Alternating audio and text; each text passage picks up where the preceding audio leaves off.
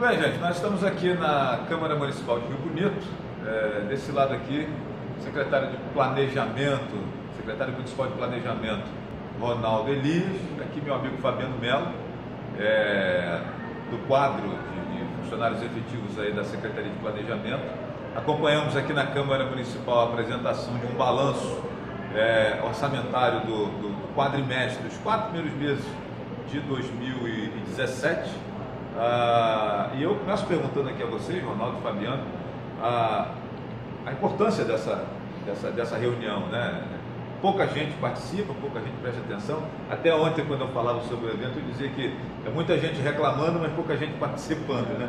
E eu queria começar perguntando, sobretudo você, Ronaldo, comanda a pasta, a importância desses eventos para a população, para a galera ficar antenada sobre as questões financeiras do município, da prefeitura e tal.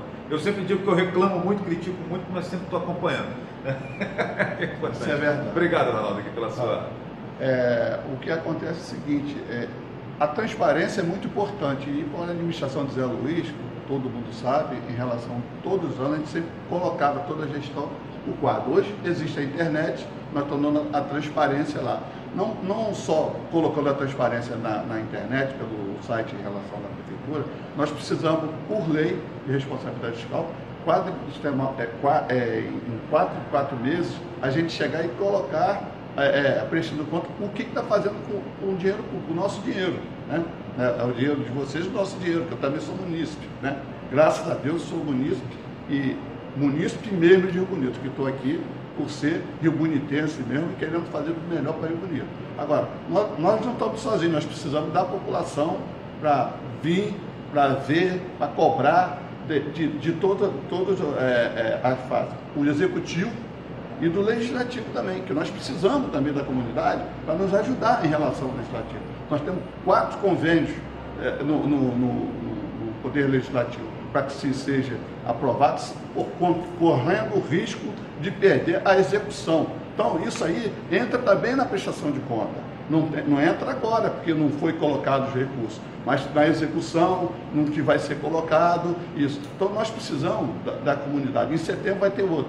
Vamos ter agora em junho, e gostaríamos da presença, já estou convocando aqui, Flávio. Fica à vontade. O nosso PPA, que é os 4 anos, e a LOA, que nós já botamos a LDO na Câmara, e agora vamos precisar a contribuição de vocês para ver qual é a necessidade de dentro, relativo ao que o município pode fazer. A segurança, nós estamos trabalhando muito, já fazendo monitoramento, já temos o nosso secretário, o Soares, está já estudando essa parte, já com a parte do prefeito, para a gente monitorar, para fazer a melhoria. Então, são 4 meses que nós estamos trabalhando com dificuldades de muitas coisas. Então, a gente não pode falar na dificuldade, nós temos que olhar sempre para frente e sempre fazendo alguma coisa. E precisamos... Esquecer a dificuldade e pensar na possibilidade. Na possibilidade, é isso mesmo. E precisamos de que a crítica é muito construtiva em relação a isso, mas a crítica pode vir também com a sugestão. Então, nós temos um orçamento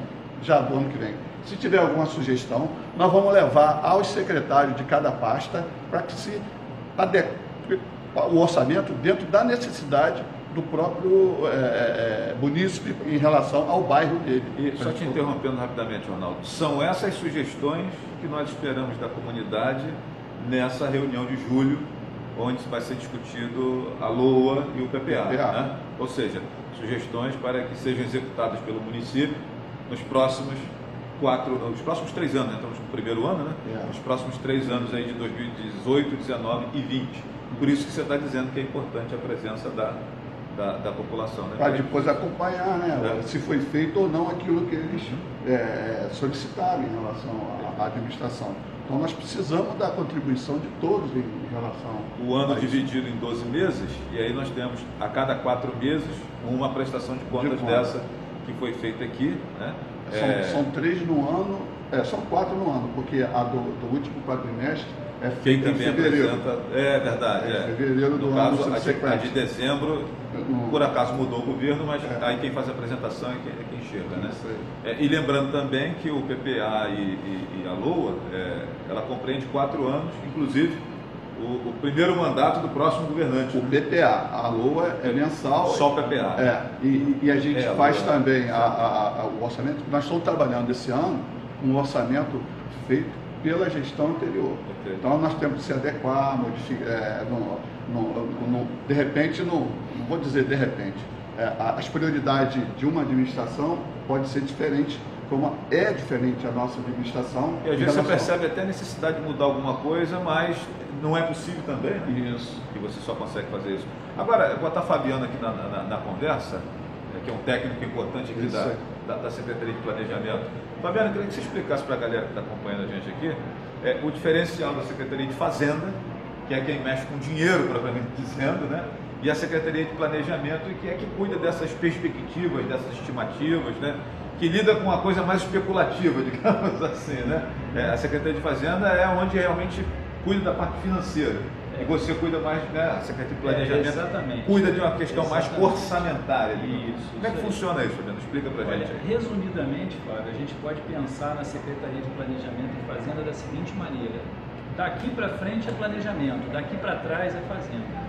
Se você pensar nisso aí, você já conseguiu dividir muito bem as atribuições entre uma e outra, né? Porque a Secretaria de Planejamento, a gente trabalha aí com as peças orçamentárias, né? O Ronaldo já falou ali que, academicamente falando, a gente fala em PPA, LDO e LOA. Uma tem que enxergar a outra. Para a gente poder fazer a LOA, a gente tem que olhar para a LDO, e da LDO olhar para o PPA, né? E vice-versa. Então, a gente trabalha com previsões e com estimativas. Aqui, já aproveitando a questão da audiência pública, a próxima que a gente vai fazer não é essa de relatório de gestão fiscal, nem de execução orçamentária. A próxima já vai ser para orçamento participativo. Planejar os próximos 4 anos. Exatamente. Então, essa primeira ainda é uma das mais importantes, né? Que é o primeiro ano de governo. Então, além da gente realizar a audiência pública para a elaboração da LOA, que é apenas para o ano de 2018, a gente também já vai falar sobre o PPA, que é o Plano Plurianual, que são os próximos 4 anos, os 3 do atual prefeito e o primeiro, né, do próximo que vier aí. Então, isso é muito importante porque a população às vezes tem uma reivindicação, né, no seu bairro, e ela não comparece nessa audiência. Você pode ver que, né, a participação é sempre mínima. E esse é o momento de você conseguir uma inclusão no orçamento de uma determinada reivindicação que um presidente de uma associação de moradores pode fazer, ou até um morador, né? Eu estava até falando agora há pouco aqui, né? Geralmente a grande maioria é em relação à obra, ele precisa de uma pavimentação, precisa às vezes de uma construção de uma creche ou alguma coisa assim. Mas não adianta ele aparecer aqui no ano que vem, que a minha rua não foi pavimentada, mas no momento que ele tinha a oportunidade de incluir isso no PPA, não foi incluído, né? Porque no ano que vem, se ele solicitar isso, se não tiver incluído no PPA, o prefeito não pode executar isso daí, tem que ter essa previsão, né? Então a gente trabalha com isso aí. A Secretaria então, de Planejamento, ela trabalha com... Só te interrompendo, traga a sua sugestão agora em 2017 para ela acontecer em 2018. Porque se trouxer depois da reunião, só vai sair em 2019 ou 2020. Se sair, né? Porque às vezes nem entra no PPA. O importante é que ela entre no PPA. E até setembro. Né? Até setembro para a gente apresentar aqui, né? Para eles apresentarem para a gente vai pedir aí uns 40, 50 dias antes ainda, né? Quando a gente realizar a próxima audiência de orçamento participativo, nós vamos estipular esses prazos todos, vamos dar já algumas planilhas, né? Orientar como que se preenche essas planilhas, né? Aí cada cidadão que quiser fazer alguma reivindicação, ela seja anexada ali e a gente encaminha para as secretarias competentes. Perfeito. Na outra audiência a gente até conversou sobre isso, né? A Secretaria de Planejamento, ela na verdade ela monta o orçamento, mas ela monta em cima de propostas, né? Propostas da população e do secretário responsável de cada pasta, né? E aí, gente, é o seguinte, né? Eu queria tratar de um tema aqui que eu julgo ser importante. Vou aproveitar que o secretário de Planejamento está aqui, juntamente com um técnico importante da Secretaria. A cada eleição, Ronaldo, o pessoal sobe no palanque, promete.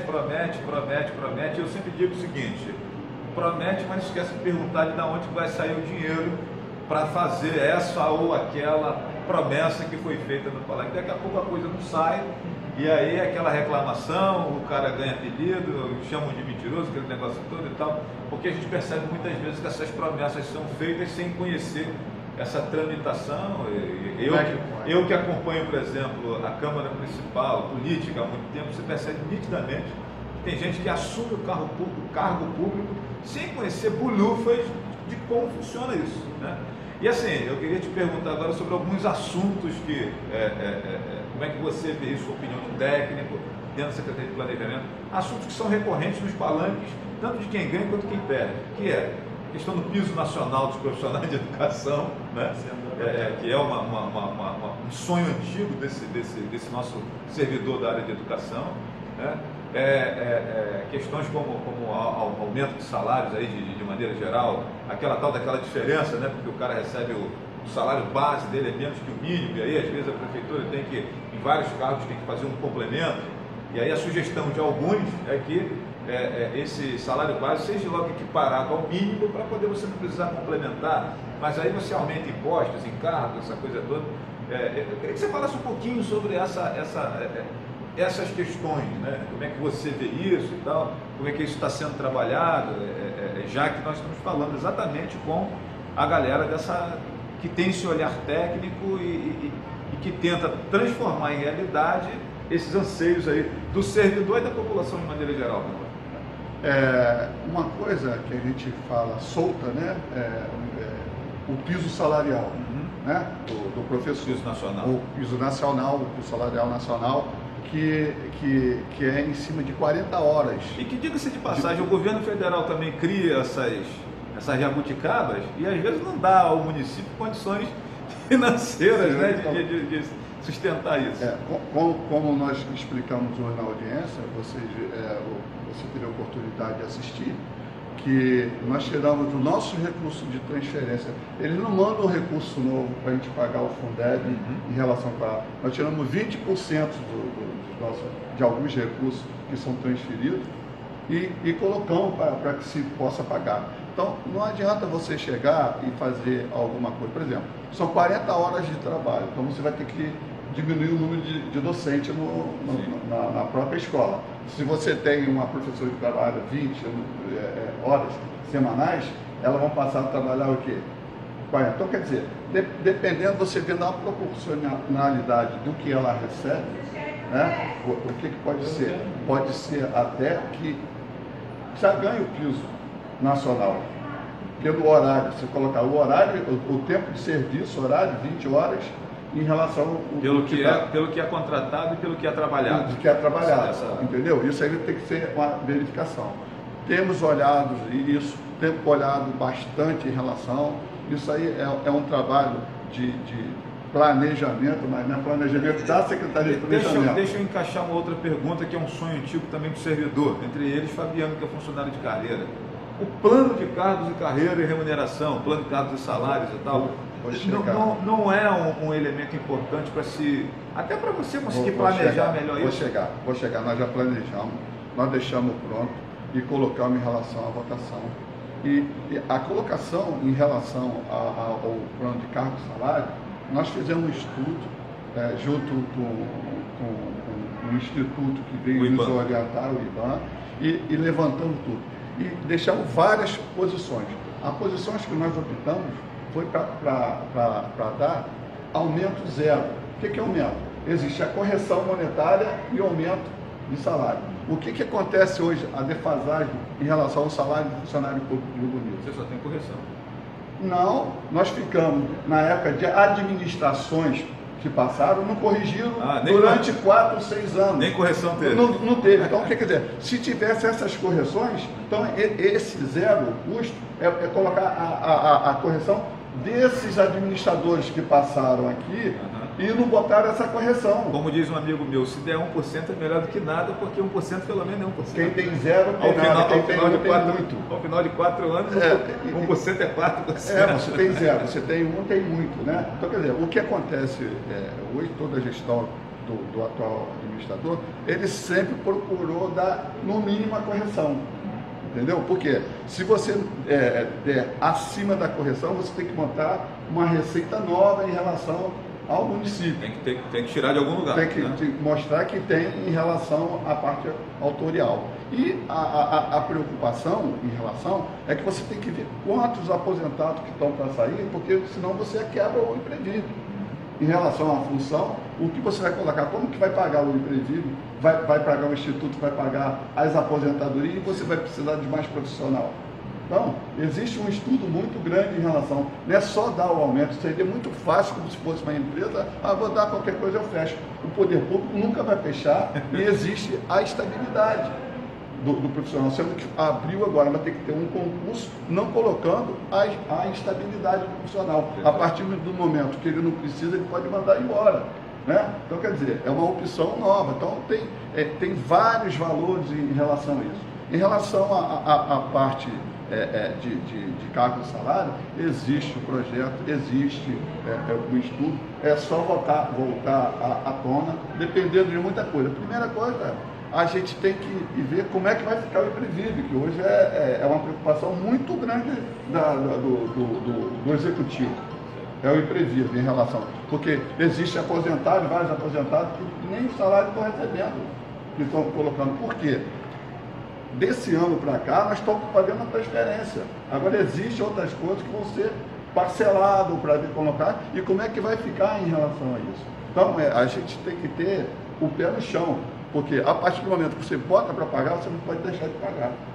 Então, não adianta a gente dar um aumento para o funcionário público em relação estou muito satisfeito. Daqui a 6 meses a gente não tem recurso, começa a atrasar, como está acontecendo. Cabo Frio, por exemplo, aconteceu isso, né? Entendeu? Então você tem que chegar, vontade de dar.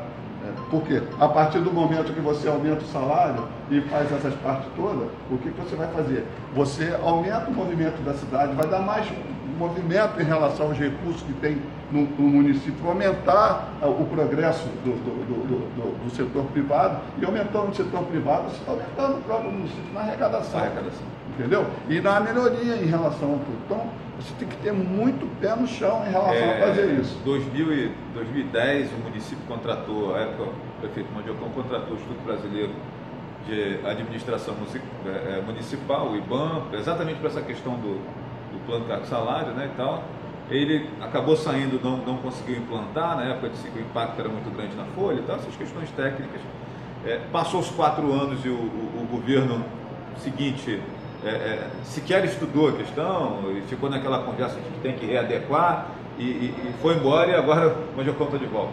Será que nesses 4 anos aí teremos, Ronaldo, alguma novidade? Não para amanhã, a gente sabe isso, mas será que teremos novidade pelo que você já olhou em termos de arrecadação, de folha, dentro desse cenário todo que você está olhando, apesar da dificuldade? Será que esse funcionário municipal, esse servidor municipal, pode ter alguma perspectiva positiva desse plano? Eu acho que sim, vai ter valorização, mas para ter valorização, o próprio profissional tem que se sentir valorizado.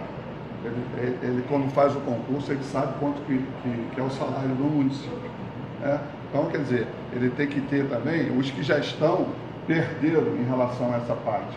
Se tivesse essas correções dadas durante esse período que não deram, a gente pode, como nós já falamos, não vamos falar o ditado. Então a gente está querendo acertar a parte, estaria iguais aos municípios vizinhos do salário. Não tem nenhuma margem para fazer. Agora, eu vejo muita cobrança no piso profissional do professor, nacional do professor. Mas a cobrança é muito grande.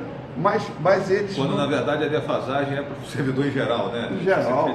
Então, você para colocar. E o piso nacional, ele tem que ver que são 40 horas. Faz a proporção de quanto que é o piso nacional e quanto tempo que trabalha. Tem gente que trabalha 12 horas, 16 horas, e vê quanto que recebe de salário. Sou a favor, isso há quanto tempo a gente vai colocar, em relação ao que você falou, adequação do salário, que você tem um salário registrado em relação à categoria, um valor, e você recebe uma diferença e na hora da aposentadoria você recebe o valor menor, eu sou a favor de você estar, mas é o caso. O município consegue pagar, a previdência do município vai conseguir pagar? Sim. Então você tem que ser responsável também nos atos, por quê? Você não pode pensar, eu vou fazer a minha parte, depois eles vão chegar e fazer a dele. Aí fala, quando fulano entrou na administração, faliu o instituto. Né? Agora os aposentados não recebem mais os seus proventos e os outros recebem normalmente e eles não podem comprar nem o remédio que precisam. Então, quer dizer, é que a gente está vendo a mudança da Previdência, aumento em relação à contribuição, vindo uma porção de coisas. Então, você tem que chegar e ver, porque a administração pública, em geral, é tudo muito solto.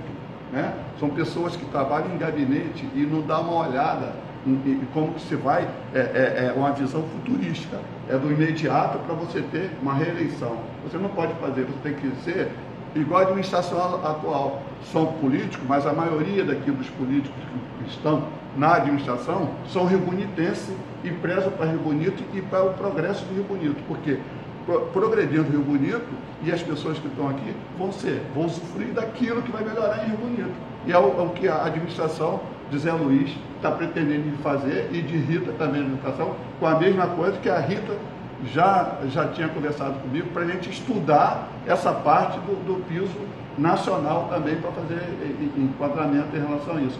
Nós já estamos estudando, buscando como que pode ser feito, para não chegar aí depois, porque no fechamento passado, você estava presente, pelo levantamento que fez, o recurso do Fundeb terminou em outubro.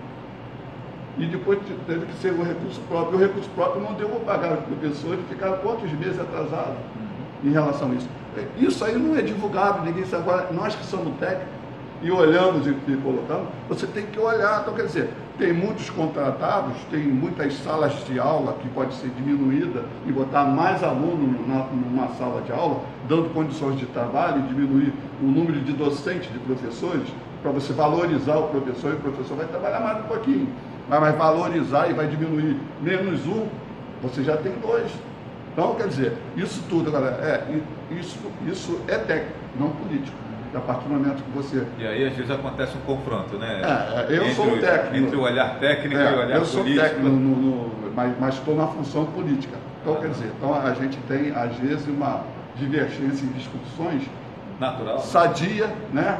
Para chegar num consenso, para deixar a maneira com que o município esteja sanado em tudo que pode se fazer, na saúde, educação e também na valorização do profissional, que é a mais importante. O profissional municipal satisfeito, o atendimento é outro, mas a gente tem que também pensar em trabalhar, estar presente e fazendo as suas funções dentro do horário dele.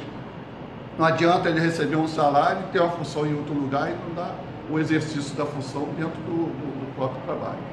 Beleza. Bom, gente, nós conversamos aqui com Ronaldo Elias, secretário de Planejamento do município de Rio Bonito. E aí, só para você levar para casa, não precisa falar nada sobre isso, mas assim, recentemente agora, em 2014, foi aprovada a PEC da Guarda Municipal chamada, né?